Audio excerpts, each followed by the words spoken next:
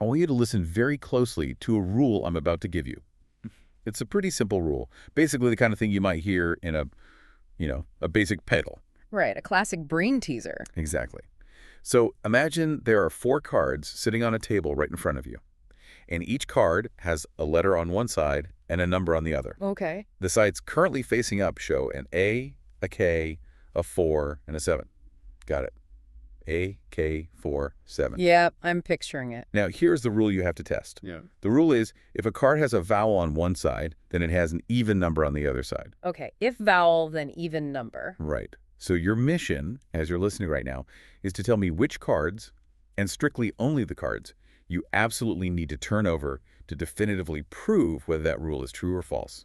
It's a beautifully deceptive little trap, honestly, because almost everyone listening right now probably feels this surge of immediate confidence. Oh, totally. I know I did the first time I heard it. Right. They're thinking, well, obviously I turn over the A to see if there's an even number, and then I turn over the 4 to see if there's a vowel. It just feels intuitive. It feels incredibly solid, and it is completely fundamentally wrong. Yep. If you pick the A and the 4, congratulations, you are in the overwhelming majority of human beings. Roughly 80% who completely fail this test of basic logic. Which is wild to think about. 80%. It really is.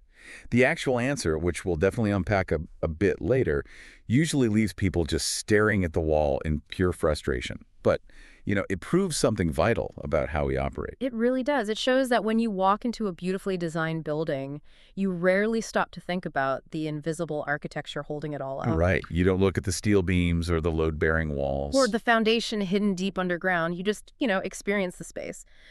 But if those invisible structures are flawed, the whole thing eventually comes crashing down. And human thought works the exact same way. And We walk around every single day making decisions, arguing our points, drawing conclusions, and we completely ignore the invisible cognitive architecture holding our beliefs together. yeah, that invisible architecture is basically what we call reasoning. And once you actually, rip up the floorboards and look at the foundation of how we reason, you realize something pretty alarming. Which is? That the structure of human thought is both incredibly elegant and terrifyingly fragile. Terrifyingly fragile is a good way to put it. We rely on these hidden frameworks to navigate literally everything, from basic survival to really complex philosophical debates. But most of us just don't have the slightest clue how the gears are actually turning inside the machine. Which is exactly our mission for today's deep dive. We are unpacking the fundamental architecture of human thought. We really want to understand how you, me, and everyone else actually arrives at our conclusions. It's a huge topic. It is massive, and we're drawing on a huge stack of sources today. We've got dense philosophical encyclopedias, papers on logic, frameworks, some really fascinating cognitive psychology studies, and research on how all of this is currently being applied to artificial intelligence. All the AI stuff at the end is going to be mind-blowing. I can't wait to get to that part. But our ultimate goal today is to build a mental toolkit for you out of the 3 main pillars of reasoning: deduction, induction, and abduction. The big 3. By the end of this, you should be able to spot exactly how people are arguing. And maybe more importantly, you'll catch yourself in the act of how you're arguing. But to even begin building that toolkit, we kind of have to address a massive historical and philosophical schism in the study of reasoning itself. Right, there's some drama here. Oh, major academic trauma. We have to look at the great divide between formal logic and informal logic, because you really can't understand one without understanding why the other even exists. It's basically the ultimate battle of the brain, the rigid math versus the messy reality. Yeah, well, that's a bit of an oversimplification, but it definitely points in the right direction. Formal logic is the older, more traditional discipline. How old are we talking? I mean, this goes back millennia to Aristotle, but it really hardened into a strict, rigorous science in the 19th and 20th centuries with thinkers like Gottlob Frege and George Boole. Napoleon logic guy, right? Exactly. Formal logic is the realm of pure symbols, mathematics, and absolutely rigid, abstract rules. And the defining characteristic of formal logic, the thing that makes it so powerful, but also so weird and alien to normal conversation, is that it completely intentionally ignores the actual meaning of the words you are using. Wow. Wait, it ignores the meaning. Entirely. It doesn't care about your feelings. It doesn't care about the context. It is entirely focused on structural validity. So it literally strips the language out of the language. It just looks at the skeleton. It's more like it replaces the language with the skeleton of pure relation. Let me actually walk you through an example from the sources to show how extreme this translation really is. Please do, because I'm having trouble visualizing a language with no meaning. Okay, take the everyday simple sentence, Carmen is a Mexican teacher. Okay. Carmen is a Mexican teacher. In natural language, there is a tremendous amount of context there. We picture a person, we have all these cultural associations with Mexico, we have concepts of what a teacher does. Right. I instantly have an image in my head. Exactly. But formal logic looks at that sentence and aggressively annihilates all of that meaning. Okay, so how does it process Carmen then? It translates her into highly structured, abstract symbols. First, it identifies the individual entity, the subject. It assigns a singular term to Carmen. Let's just use a lowercase c. Poor Carmen. Reduced to a lowercase c. Just the c. Then it looks for what we call predicate letters, which represent the properties being assigned to her. It uses a capital M to stand for Ismatican and a capital T to stand for is a teacher. It's literally turning a human being into an algebra equation. It gets even more mathematical than that. It links those properties with what's called a conjunction operator. A conjunction operator. Yeah, in symbolic logic, that's usually this little symbol that looks like an upside-down V, which simply means and. Ah, okay. So the warm human sentence, Carmen is a Mexican teacher, becomes a cold, rigid formula. Capital M, lowercase c, conjunction operator, capital T, lowercase c, or if you read it aloud, MC and TC. Fast. That is, wow. That is totally devoid of life. But by doing this, formal logic isolates the structural relationship. It allows you to prove the validity of an argument using purely formal mathematical proof procedures without ever being distracted by who Carmen actually is or what she teaches. You know, it reminds me of translating a complex multi-generational family recipe into absolute binary computer code. Oh, that's an interesting way to look at it. Right, like it's perfect, it's executable by a machine, it's theoretically flawless, but it completely loses the smell of the kitchen. You can't taste binary code. That's very close, but you're actually missing a crucial nuance of why formal logicians do this. What am I missing? They don't want the smell of the kitchen. No. Yeah, they view the smell as a contaminant. In human language, words have double meanings. They have emotional baggage, cultural weight. All of that creates ambiguity. And ambiguity is the mortal enemy of absolute truth. Ah, okay, so they're trying to sanitize the whole thing. Exactly. By reducing Carmen to MC and TC, they are completely sterilizing the environment so that they can perform logical surgery without any risk of semantic infection. Okay, I see that. But the problem is we don't live in a sterilized surgical theater. We live in the kitchen. We absolutely live in the kitchen. Right. Humans don't speak in conjunction operators and predicate letters. Yeah. We are incredibly messy, highly emotional creatures. Which is exactly why formal logic eventually faced a massive academic rebellion. And that rebellion is what we call informal logic. Informal logic. Yes, it emerged prominently in the mid to late 20th century. It really gained steam in the 1970s with philosophers like Ralph Johnson and J. Anthony Blair. So it's relatively new, historically speaking. Very new. They basically looked at the state of logic and said, this is entirely useless for evaluating how human beings actually argue in the real world. Because, I mean, if someone is trying to sell you a used car or convince you to vote for a certain politician or just argue with you over Thanksgiving dinner, translating their argument into MC and TC isn't going to help you figure out if they're lying to you. Precisely. Informal logic was born out of a desperate need to deal with natural language, everyday contexts, rhetoric, and all those sneaky everyday fallacies that formal logic just can't compute. Right.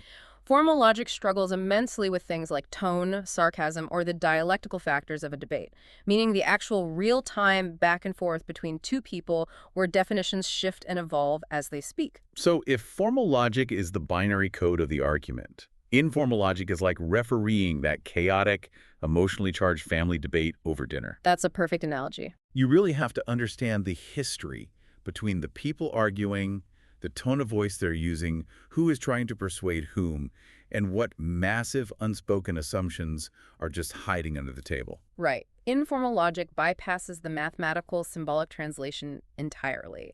It evaluates the construction of argumentation in real-world discourse. So it asks completely different questions. Totally different. It asks questions like, is this premise actually relevant to the conclusion, even if it's not mathematically linked? Or is this person appealing to emotion rather than reason? It embraces the messiness.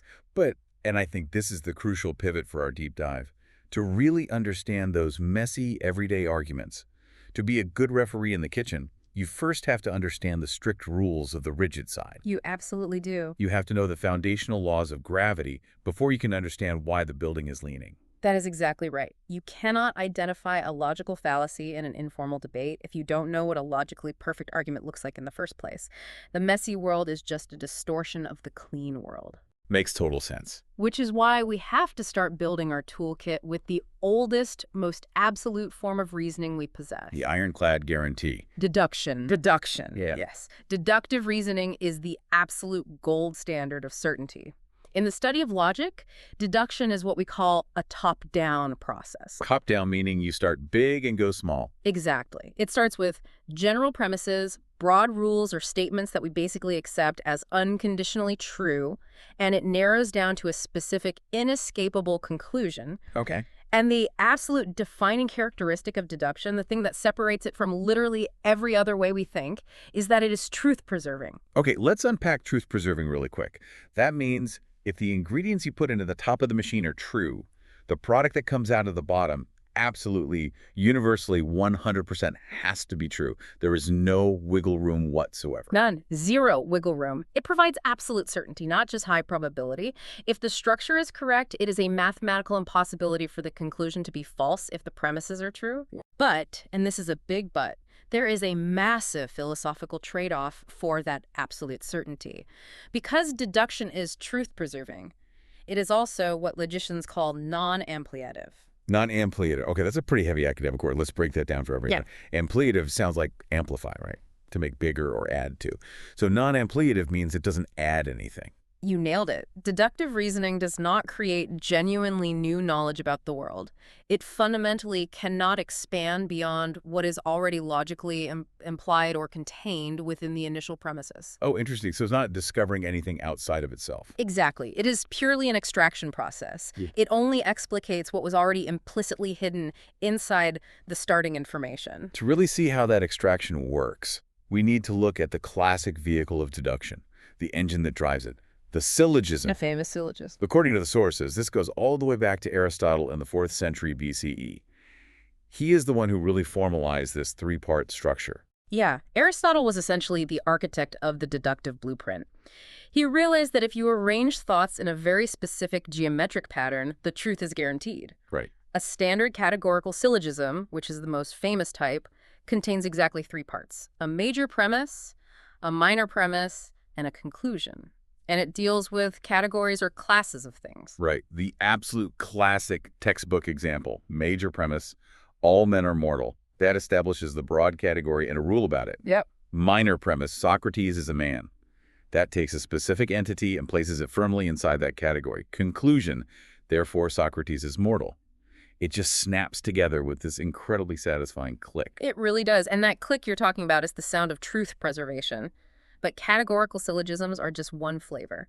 The sources also heavily highlight conditional syllogisms. Conditional meaning if-then statements. Exactly. These don't deal with categories, but rather with conditions, if-then statements. And this introduces two of the most famous rules of inference in all of logic. The first is modus ponens. Modus ponens.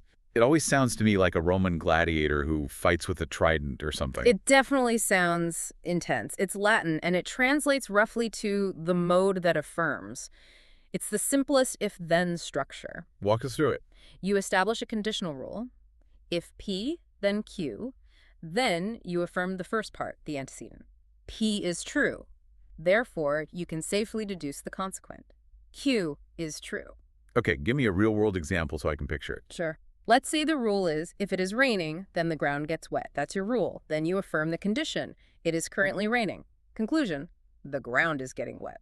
Okay. That is incredibly straightforward. It's almost painfully obvious, right? It is very obvious when you lay it out like that. But what is the other one? The other is modus tollens, which translates to the mode that denies. Denies, okay. We use the exact same conditional rule. If P, then Q. If it is raining, then the ground gets wet. But this time, instead of affirming the first part, we deny the second part. We say Q is false, meaning the ground is not wet. Oh, okay. Therefore, we can deduce backward that the first part must also be false. It did not rain. Exactly. Because if it had rain, the ground would inevitably be wet. Since the ground is bone dry, the rain could not have happened. Makes total sense. But here's where human intuition starts to really slip up and why formal logic is so incredibly strict. A lot of people try to run these equations backward in a way that just breaks the machine entirely. How so? For instance, what if I give you the rule? If it is raining, then the ground gets wet. And then I give you the minor premise, the ground is wet. What is the conclusion? Well, intuitively, the conclusion would be, therefore it rained. Right. I think that's what most people would say. Stop right there. Wait, I'm wrong. You just committed one of the most common logical fallacies in human history. It's called affirming the consequent. Wait, why is that a fallacy? If the ground is wet, it rained. Not necessarily. Think about it. The rule was, if it rains, the ground gets wet. The rule did not say, rain is the only thing that makes the ground wet. Right. The ground could be wet because a sprinkler went off, or a water main broke, or maybe your neighbor was just washing their car. I didn't even think of that. By affirming the consequent, saying the ground is wet, therefore it rained, you are making a huge assumption that goes completely beyond the strict literal boundaries of the premises. You broke the truth-preserving seal. Oh, wow. Okay, I see it now. I assumed a two-way street when the rule only built a one-way road. Exactly. I essentially added outside context. The kitchen smell, so to speak, by assuming rain is the most likely cause. But purely mathematically, I cannot deduce that. Exactly. You brought outside baggage into the formal equation, and that strict mathematical boundary brings us to the third major type of syllogism mentioned in the sources, the disjunctive syllogism. Disjunctive. This presents mutually exclusive either-or options, major premise. Either you study for the exam or you will fail. Minor premise. You did not study. Conclusion, you will fail. It operates entirely through the process of elimination. Okay, so this entire deductive structure is incredibly rigorous. It's like perfectly machined steel parts fitting together. Very much so. But there is a massive, gaping trap door hidden in this machinery, isn't there? And this brings us to a crucial distinction in logic that trips people up constantly when they are arguing online or in person. The difference between validity and soundness. This is arguably the single most important concept in all of formal logic, and definitely the one most frequently misunderstood in everyday debate. People use the words valid and sound totally interchangeably to mean good or true, but in logic they mean radically different things. Okay, let's establish the hard definitions here. An argument is valid if its structural form is flawless, meaning if the premises were hypothetically true, the conclusion would absolutely mathematically have to be true. So it's just about the shape of it. Right. Validity only cares about the skeleton of the argument. It does not care about the meat on the bones. It does not care if the premises are actually true in the real world. Right, and to illustrate this, the sources provide this absolutely absurd example that I think captures it perfectly. Just listen to this argument. Major premise. All toasters are items made of gold. Okay. Minor premise. All gold items are time travel devices. Conclusion. Therefore, all toasters are time travel devices. Structurally, logically, that argument is completely flawless. It's insane, but it's flawed. Yes. It is a perfectly valid categorical syllogism. The conclusion inescapably follows from the premises. If those two premises were true, the conclusion would have to be true. But it's completely unhinged from reality. Yeah. My toaster definitely does not travel through time, and it's mostly cheap plastic and burnt crumbs. There is zero gold involved. Which is exactly why logicians say that the argument is perfectly valid, but it is entirely unsound. For an argument to be sound, it must meet two incredibly strict criteria. One, it must be structurally valid. And two, all of its premises must actually be empirically true in the real world. Soundness is the combination of logical perfection and empirical reality. So validity is just the logic teacher checking to see if you did the math correctly. Soundness is the physics teacher checking to see if the numbers you plugged into the math actually match the real universe. That's a really helpful way to visualize it. Yeah. You can have valid arguments that are completely absurd, like your time-traveling toaster, but you can never have a sound argument that is false. If it is sound, it is truth. Okay, I love that distinction. But I want to push back on this whole deductive system for a second here. Go for it. Let's go back to that word from earlier, non-ampliative. Okay. If deduction literally cannot give us any new information that wasn't already sitting there inside the premises, isn't it just a glorified parlor trick? A parlor trick. Yeah. I mean, Okay. if I already know that all men are mortal, Telling me Socrates is mortal doesn't feel like a breakthrough. It just feels like you're restating what I already know using different words. Why do we revere this system so much if it can't actually discover anything new? That is a very profound critique, and it's actually one that philosophers have debated for centuries. In the sources, this debate is categorized under the topic of deductivism. So I'm not the first one to think of this. Not at all. And on the surface, you are right. Simple syllogisms do look like parlor tricks, but that's only because you are looking at incredibly simple two-step equations where your brain can instantly see the conclusion hiding in the premises. Right, Socrates is obvious. To understand the true power of deduction, you have to scale it way, way up. You have to look at highly complex systems. Complex systems like what? Give me an example. Like mathematics. Mathematics is almost entirely a deductive enterprise. Consider Euclidean geometry, formulated in ancient Greece. Euclid started his entire system with just 5 basic postulates. Very simple, seemingly obvious rules about points, lines, and right angles. They were his major premises. Just 5 rules. Just 5. But from just those 5 basic rules, mathematicians deductively unpacked an entire universe of complex theorems, like the Pythagorean theorem and all the rules governing three-dimensional shapes. Wait, are you saying the Pythagorean theorem was technically already hidden inside those first 5 simple rules about lines and points? Yes, absolutely. All of that incredibly complex math was implicitly contained within the starting premises. Euclid didn't add any new empirical observations of the universe. He didn't go out and measure a bunch of triangles in the real world to discover it. Wow. He just used deductive logic to rigorously unpack what was already there. The human mind couldn't possibly grasp the massive implications of those 5 premises just by looking at them. We needed the rigorous step-by-step process of deduction to reveal them to us. Ah, okay. I think I have an analogy for this that might help the listener.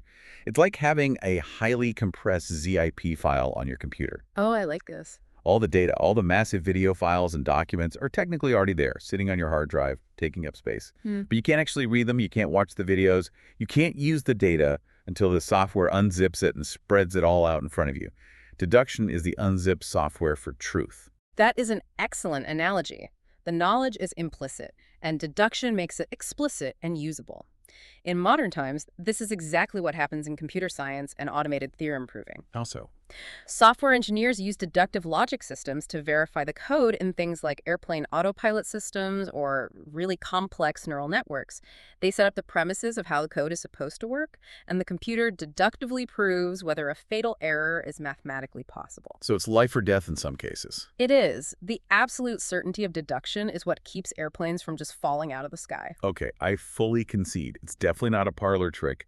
Deduction is this mathematically rigid, theoretically perfect machine for unzipping truth and guaranteeing certainty. It is. So human beings, being the highly evolved, big-brained, rational creatures that we supposedly are, must just be fantastic at this, right? We must just naturally think like Euclidean geometers as we go about our day. You would certainly hope so.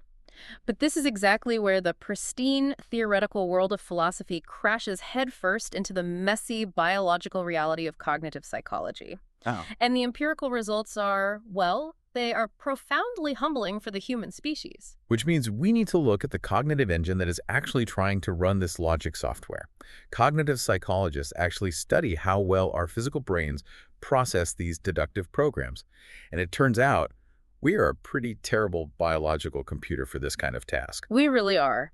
To understand why we are so bad at it, we have to look at what cognitive psychology calls dual process theories of reasoning.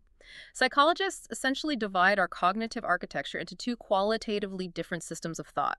They usually refer to them simply as System 1 and System 2. Right, this is the whole Daniel Kahneman thinking fast and slow paradigm. Exactly. System 1 is our ancient evolutionary brain. It is fast, intuitive, automatic, heavily based on heuristics, which are mental shortcuts, and it is highly prone to cognitive biases. It's basically your gut reaction. Okay, and System 2. System 2, on the other hand, is evolutionarily much newer. It is slow, analytical, effortful, conscious, and entirely rule-based.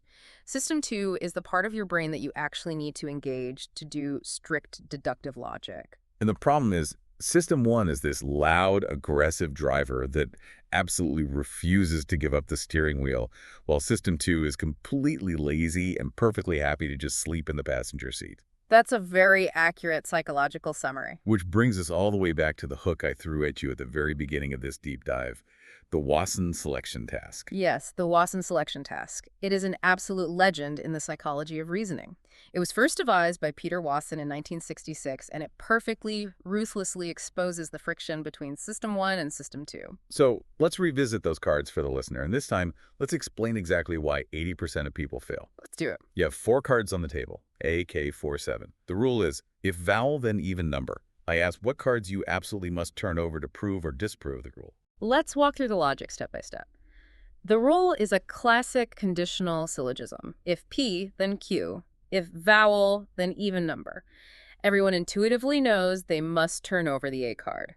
That is System 1 and System 2 actually agreeing for once. Right, it feels obvious. You have an affirmed antecedent of vowel, so you must check if the consequent, the even number, is there.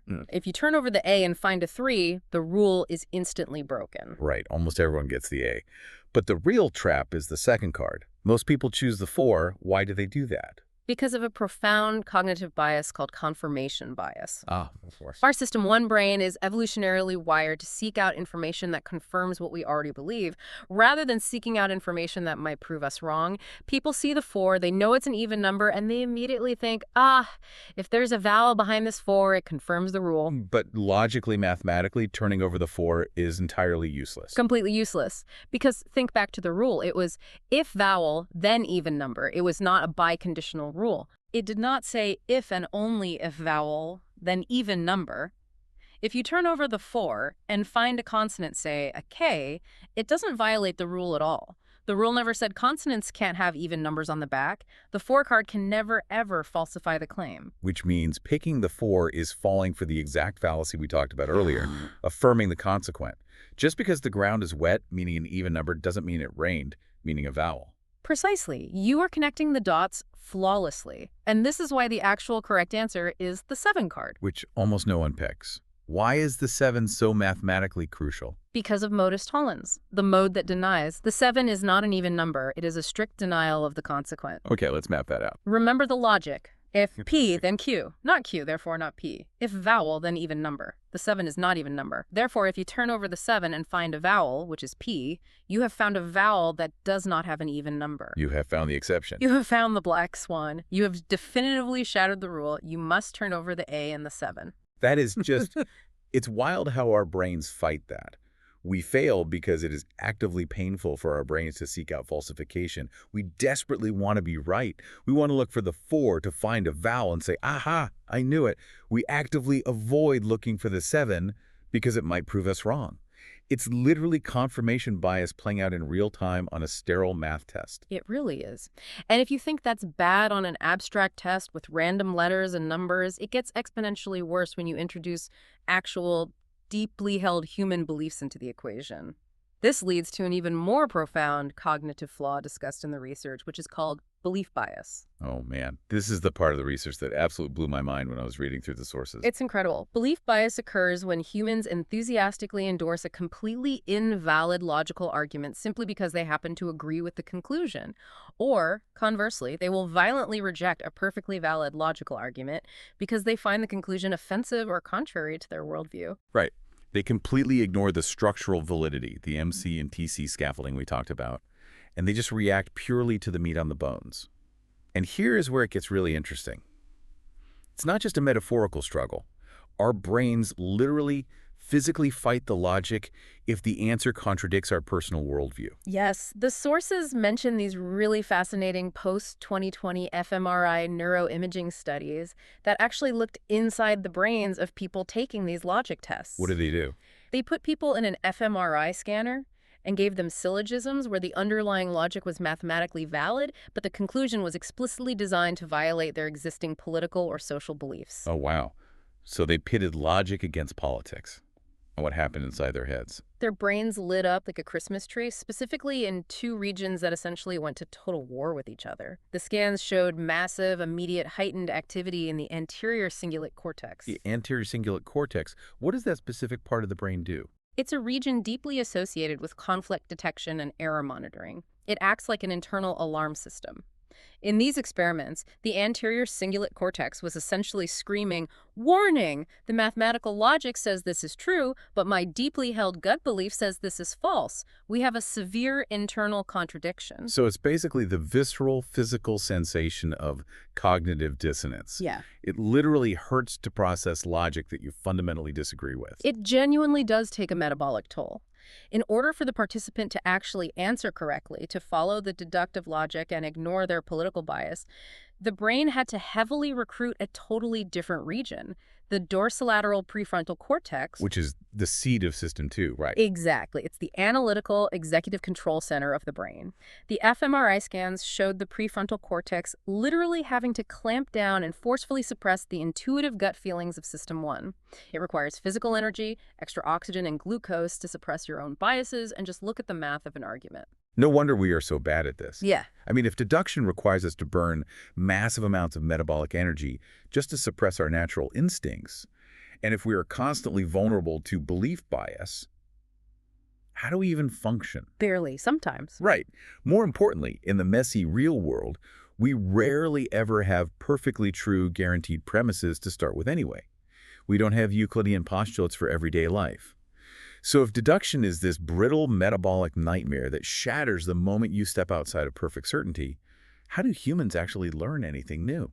Well, we survive because we don't rely solely on deduction. Deduction is the architecture of certainty, but life is uncertain. To navigate the real world, to actually survive the chaos of nature and human interaction, we have to rely on a completely different type of reasoning. Which is? One that embraces uncertainty, one that lets us guess based on experience. We have to take a leap. Which brings us to the second pillar in our toolkit, inductive reasoning, the probabilistic leap. Yes. If deduction is top-down reasoning, starting with universal rules and narrowing down to specifics, induction is exactly the opposite. It is bottom-up reasoning. You observe specific individual instances in the messy world, and you build up to a general rule or principle. Okay, the most important distinction here. Unlike deduction, induction is ampliative. It actually creates new knowledge. It goes beyond the premises. It does. It takes what we have seen in the past and extrapolates it into the unknown future. But there is a heavy, heavy cost for that magical ability to create new knowledge. What's the cost? By leaping beyond the premises, you completely sacrifice absolute certainty. Induction only ever gives you probability. It can never, ever give you a 100% guarantee. And because of that, it has a very specific logical vulnerability. It is what logicians call non-monotonic. Non-monotonic. That sounds like a terrifying dinosaur or a rare disease.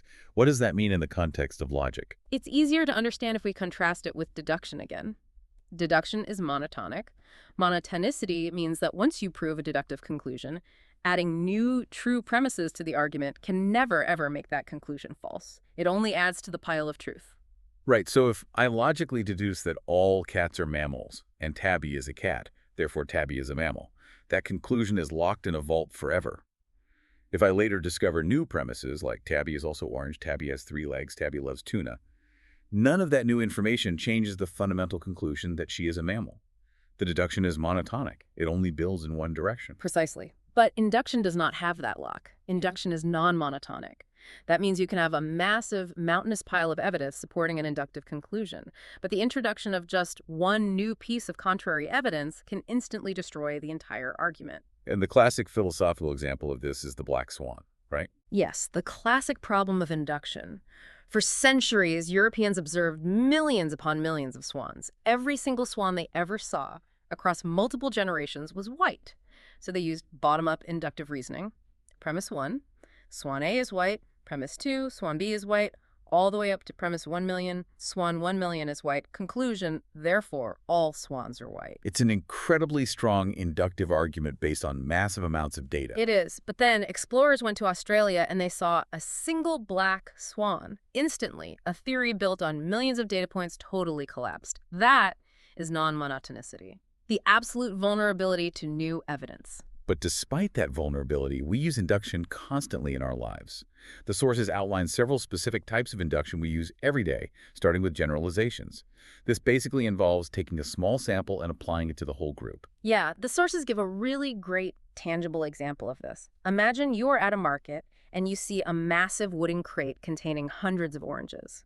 You want to know if they are good, but you obviously can't eat all of them to find out. So you pick out 3 oranges at random, you peel them, taste them, and they are spectacularly sweet and juicy. Inductively, you reason that because those 3 sample oranges were juicy, all the oranges in the crate are probably going to be juicy. You're generalizing from the sample to the broader population. Exactly. And this isn't just about fruit, by the way. This is the entire foundation of modern statistics and sociology. Oh, really? Yeah. And another example given is polling.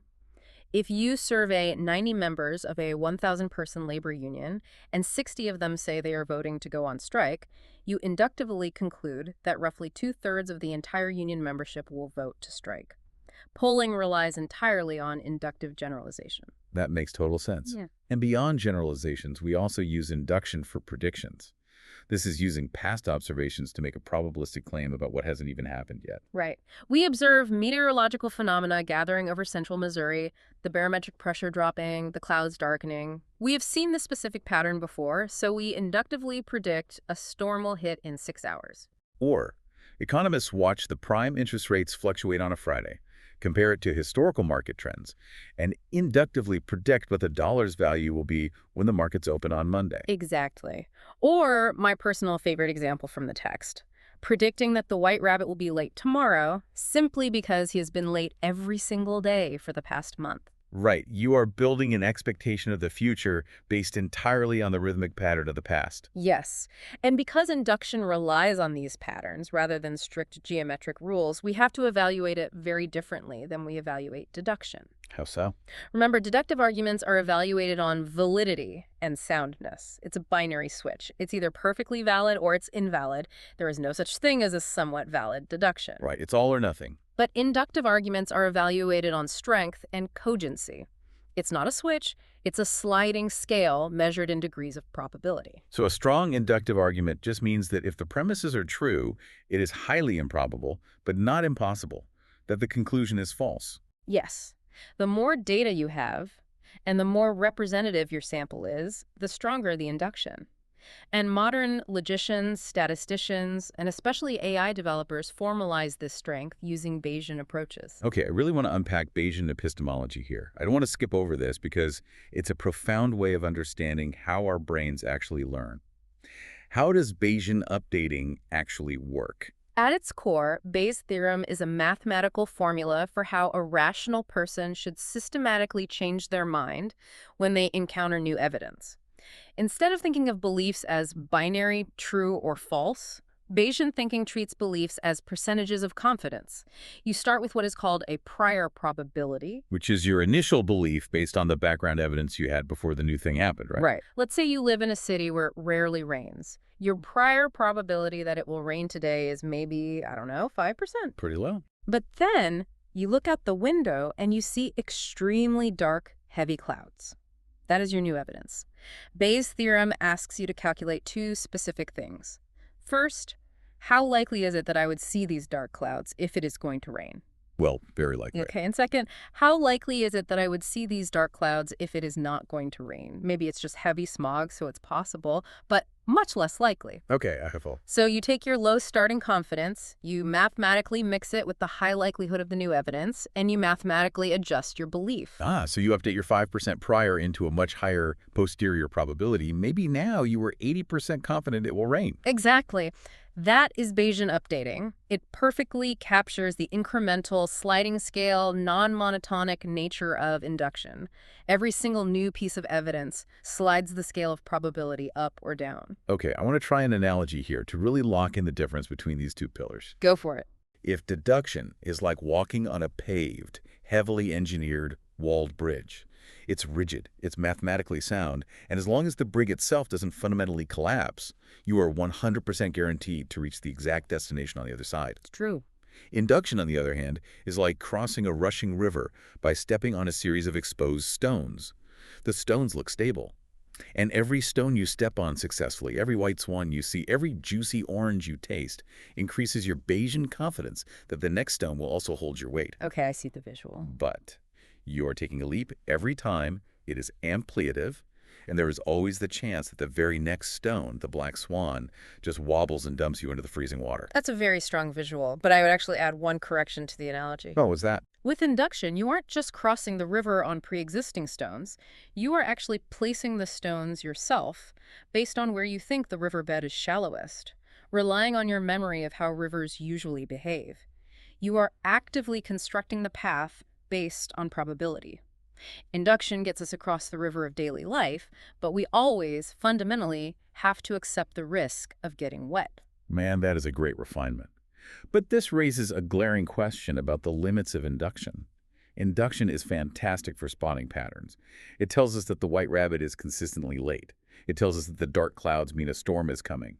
But induction just says a pattern exists. It doesn't tell us why it exists. Spot on. If you want to know why the rabbit is late, did he lose his watch? Is he stuck in horrible traffic? Is he actively avoiding the Queen of Hearts? Counting the number of days he was late doesn't help you at all. Right, it just gives you better statistics on his lateness. Exactly. To answer the question of why, to actually generate explanations for the patterns we see, we have to pull the third and final tool out of our cognitive toolkit. Which brings us to the most creative, most wonderfully human type of reasoning. Abductive reasoning. The detective's tool. Abduction. It's a term that often confuses people because it sounds like we're discussing alien kidnappings. It totally does. But in logic, it refers to the engine of human creativity and hypothesis generation. Where did this concept even come from originally? The formal study of it was pioneered by the American philosopher Charles Sanders Peirce in the late 19th century. He was the one who defined abduction as inference to the best explanation. Inference to the best explanation. Okay. If we look at our directions of thought, deduction operates top-down, from rules to specific cases. Induction operates bottom-up, from specific cases to general rules. You can think of abduction as operating basically backward. Backward. Explain that. How do you think backward? You start at the end. You observe a result, usually a surprising, anomalous, or unexplained fact in the world, and you reason backward to guess the underlying rule and the specific prior case that must have caused it. You are essentially trying to find the hypothesis that most naturally and elegantly accounts for the messy facts on the ground. The sources use a classic medical paradigm here, which I think perfectly illustrates the detective work of abduction. Yeah, walk us through it. Imagine a patient walks into a clinic. The doctor observes the symptoms: a high fever, a deep, rattling cough, and severe shortness of breath. Those are the end results. The doctor then has to reason backward. They ask, what is the best explanation for this specific cluster of facts? The doctor abductively concludes that the patient has pneumonia. Exactly. Now let's analyze the strict logic of that diagnosis. Is it a 100% deductive certainty? Oh, no? Right. The symptoms could technically be caused by a rare fungal infection or a bizarre autoimmune response or even lung cancer. But pneumonia explains all the concurrent observations much more plausibly and typically than the exotic alternatives. It just fits best. Peirce schematized this backward reasoning beautifully. He wrote it out like this. First, a surprising fact, C, is observed. Second, if hypothesis A were true, fact C would be a matter of course. It would make perfect sense. Therefore, there is reasonable ground to suspect that hypothesis A is true. It's literally the logic of Sherlock Holmes. Oh, absolutely. Which is hilarious, because Arthur Conan Doyle always had Holmes talking about his brilliant deductions. But Holmes was almost never actually using deduction. Never. When he sees unique, reddish scuff marks on a suspect's shoe and backward reasons that the person must have recently walked through the muddy soil of a specific London neighborhood, that is not a truth-preserving deduction. Someone could have intentionally painted the mud on the shoe to frame them. It's abduction. He is inferring the best explanation for the mud. Exactly. Holmes is the patron saint of abduction, not deduction. And while it feels like a highly specialized, elite detective skill, the sources emphasize the absolute ubiquity of abduction in our everyday lives. We do it subconsciously, automatically, hundreds of times a day. Give me an everyday example. Where am I using abduction without even knowing it? The most common example is trusting other people's testimony. Really? How so? When someone runs up to you on the street and says, "Don't go that way, the bridge is out ahead," you don't typically run a rigorous deductive syllogism to test their premise, nor do you calculate Bayesian probability models. You abductively reason. I just react. But underneath the reaction, you instantly process the data. They look panicked, they are out of breath, they are warning me. What is the best explanation for why this person is asserting this specific fact? The best explanation is that they actually saw a broken bridge, they hold a responsible belief based on reality, and they genuinely intend for you to be safe. So you trust them and turn around. That's fascinating. You're backward engineering their mental state based entirely on their behavior. Yeah. We also use this constantly in conversation, right? Just to decode what people actually mean when they speak. Yes, the entire field of linguistics, specifically pragmatics, relies incredibly heavily on abductive reasoning. The sources mention the Grayson maxims of conversation. These are rules proposed by philosopher Paul Grice about how cooperative conversation actually works. Okay. What do they say? When someone says something vague or totally off topic or weirdly uninformative, we don't just glitch out like a computer processing a syntax error. We subconsciously invoke these maxims to work out the best explanation for why they chose to speak that way. Okay, let's test this in real time. Say I ask you, hey, how did your blind date go last night?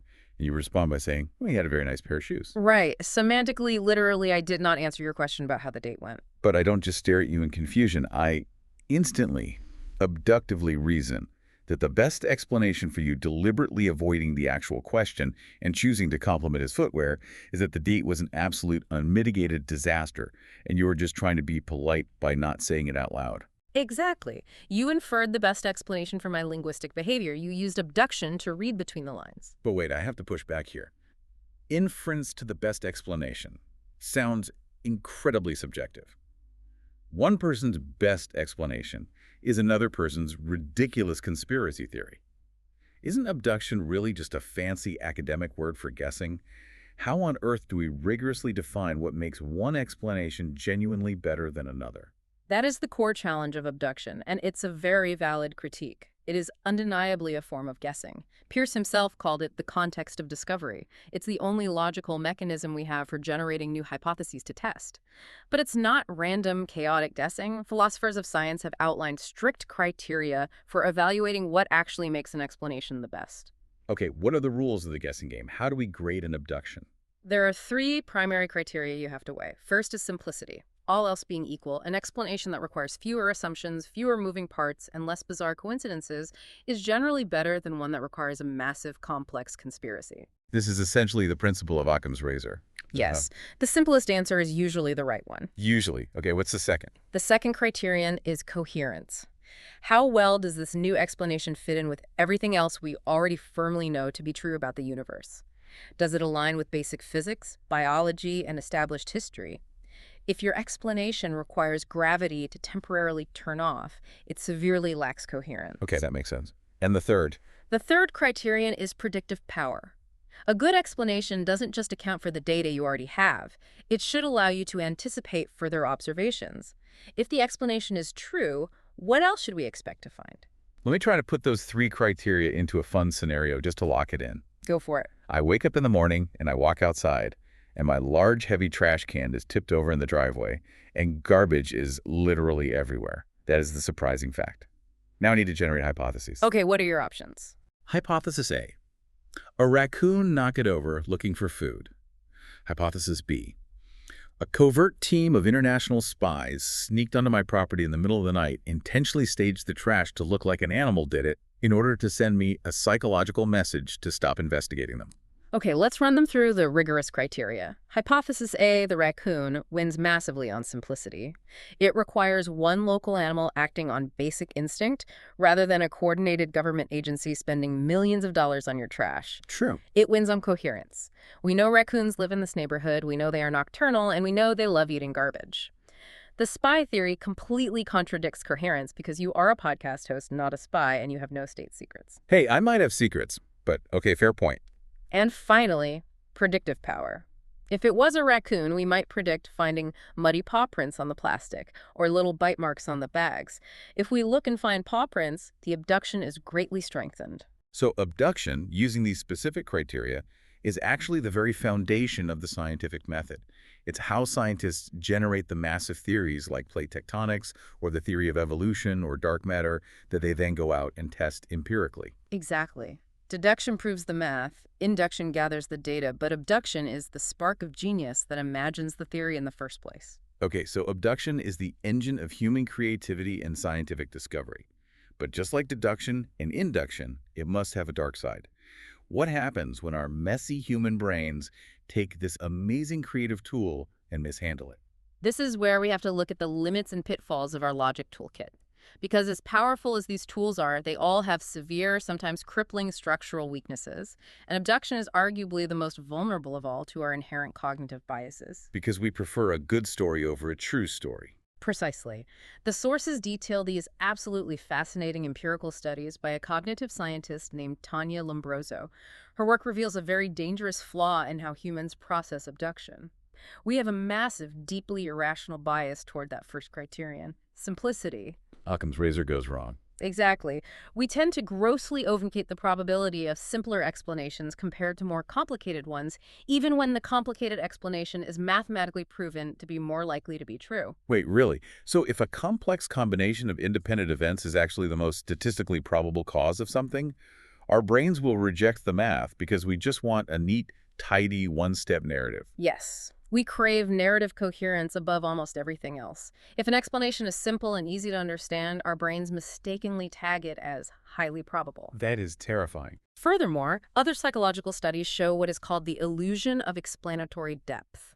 Simply being able to think of a coherent explanation for an event makes us overestimate the likelihood of that event actually occurring. Just because we can imagine a plausible why, we trick ourselves into thinking it's a high probability what. That perfectly explains the psychology behind so many conspiracy theories. It really does. When faced with massive, complex, multivariable, chaotic world events like a global pandemic or a massive economic collapse, people are terrified by the messy reality. Oh, So they find a simple, highly coherent narrative. A shadowy cabal planned it all in a smoke-filled room. It explains everything in one neat package. And just because it makes narrative sense to them, they assume it must be true. It is abduction, completely misfiring. it is a profound vulnerability in human reasoning. We leap to the most satisfying explanation, not the most accurate one. And if we step back and look at the whole toolkit we've built today, we see that none of our reasoning methods are flawless. They are all bounded by severe limitations. Let's do a rigorous recap of those boundaries, just so the listener knows the exact breaking points of their tools, starting with deduction. Okay, deduction is the only tool that gives us absolute certainty. But it is entirely contained, it is a closed loop, it cannot give us new empirical knowledge of the world, and even within its own pure realm of mathematics, it has hard mathematical limits. The sources briefly mention Gödel's incompleteness theorems from 1931. I've always struggled with Gödel. What is the conceptual takeaway for our toolkit? Conceptually, Kurt Gödel mathematically proved that any consistent formal system of logic or arithmetic cannot prove all true statements within itself, meaning no matter how perfect your deductive machine is, there will always be true statements about the universe that the machines simply cannot reach or prove. The system is inherently incomplete. Wow. And philosophically, deduction also suffers from what the sources call Agrippa's trilemma, right? The problem of the infinite regress. Yes, the problem of foundationalism. Deduction requires premises to start the engine. But how do you prove that your starting premises are actually true? You have to use another deductive argument. But that argument requires its own premises. So you end up in an infinite regress of justifications, stretching back forever. Or you just argue in a circle. Right. Or you just arbitrarily slam your hand on the table and declare a foundation like René Descartes saying, I think, therefore I am, and build from there. Deduction fundamentally hangs in midair. Okay, so deduction is limited by incompleteness and infinite regress. What about induction? Induction gives us new knowledge and helps us survive by predicting the future, but it is forever haunted by the shadow of the black swan. You can never, ever achieve absolute certainty. The philosopher David Hume famously pointed out the ultimate paradox of induction. We only believe that induction works because it has worked in the past. Wait, which is itself an inductive argument. We're literally using induction to justify induction. Exactly. It's logically ungrounded. We assume the laws of physics will hold tomorrow because they held yesterday. It's a necessary leap of faith, but it is a leap nonetheless. And finally, the limits of abduction. Abduction gives us creativity, scientific breakthroughs, and explanatory depth. But it is highly vulnerable to human bias, our emotional desire for simplicity, and our susceptibility to choosing a neat, fictional narrative over messy, complex reality. So, what does this all mean? If our entire cognitive architecture is built on these three deeply flawed, limited pillars, how are we still standing? How have we built civilizations, gone to the moon, and cured diseases if our brains are this vulnerable? We are standing because the genius of human thought isn't found in any one of these tools alone. We are standing because these tools are designed to work together, constantly checking and compensating for each other's Well, to weakness. try to synthesize this journey for everyone listening, let's go back to building that house from the very beginning of the deep dive. Let's do it. Deduction provides the structural scaffolding, the unbreakable mathematical rules of gravity and geometry that ensure the walls don't collapse. It keeps us grounded in consistency. Induction is how we gather the materials. We observe 1,000 bricks, we test their strength, and we inductively assume the next brick will also be solid. We build our expectations of the world from the ground up through data. Beautifully put. And abduction is the architect's vision. It writes the story of why we are building the house in the first place, guessing at the best possible design to solve our problems and shelter us from the storm. I really love that synthesis. You absolutely need all three. Without deduction, your thoughts have no rigor, they collapse into contradiction. Without induction, you have no ability to learn from experience. You are trapped in a sterile room of definitions. And without abduction, you have no innovation, no hypotheses, no discovery. You are just mindlessly stacking bricks. And that, to the listener, is your new superpower. Tomorrow, when you're sitting in a meeting at work or watching a political debate on the news, or even just arguing with yourself in your own head over a tough decision, you can look past the words and see the invisible architecture. You really can. You can identify exactly what kind of reasoning is being deployed. You can ask yourself, is this person laying down a strict, rigid deduction? And if so, are their premises actually sound? Are they making a probabilistic inductive leap across those river stones? And if so, what is the black swan that could completely drown their argument? Or are they pitching an abductive guess at the best explanation? And if so, is it actually the most statistically probable answer or just the simplest, most comforting story? Once you identify the tool being used, you know exactly where its armor is weakest. You move from being a passive recipient of arguments to an active architect of thought. It fundamentally changes the way you hear the world. But before we wrap up today's deep dive, I want to leave you with a final provocative thought that builds on literally everything we've discussed today. This is the scary part. It is a little scary. We've spent this entire time looking closely at the flaws in human logic. But right now, as a species, we are in the middle of a massive technological revolution. We are training artificial intelligence, specifically large language models, using vast, almost incomprehensible oceans of human data. We are feeding them the entire internet, which means we are feeding them the very data that contains all of our messy informal logic, our cognitive biases, and our flawed leaps of faith. Exactly. If human logic is fundamentally bound by belief bias in our deduction, if our brains literally, physically fight logic that contradicts our worldview, and if we have a proven, deeply irrational preference for overly simple explanations in our abduction, what exactly are we building? That is the million-dollar question. Are we truly teaching machines to be perfectly coldly logical? Or, by training them on our human output, are we just hard-coding our own cognitive blind spots, our confirmation biases, and our flawed architectural blueprints into the next generation of intelligence? It is a staggering question. We often assume AI is pure system 2, just pure calculation.